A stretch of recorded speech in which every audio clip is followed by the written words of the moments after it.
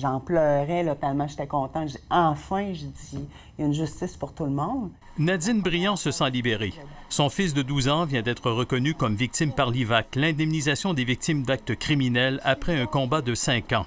Il avait 6 ans en 2012 lorsqu'il a perdu son demi-frère et sa demi-sœur, Lindsay 13 ans et Karen 11 ans.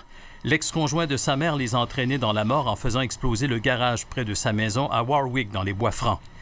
Comme sa mère, Félix a appris la nouvelle à la télévision et a été marqué par les images. Il a déjà dit qu'il avait peur que soit son père ou sa mère là, le tue. Je me suis sentie dévastée.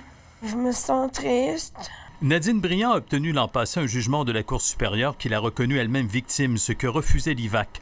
Le juge a conclu que son ex-conjoint la visait en tuant ses enfants.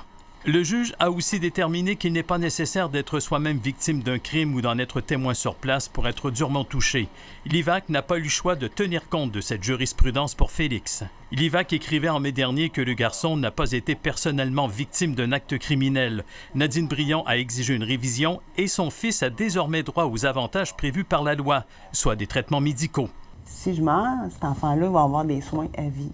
Soins de psychologie, psychiatrique. Elle espère maintenant que le gouvernement va modifier la loi. Il a beau souffler un vent de changement, la ministre n'entend pas modifier la loi pour indemniser presque automatiquement les membres des familles des victimes. Avant de penser de réviser la loi, notre effort est plutôt sur une harmonisation. Il y a 1 an, elle a émis une directive pour permettre à un plus grand nombre de conjoints ou d'ex-conjoints d'être indemnisés. 25 personnes supplémentaires auraient reçu l'aide de l'IVAC. Les enfants, eux, devront continuer à revendiquer leurs droits par la voix d'un parent.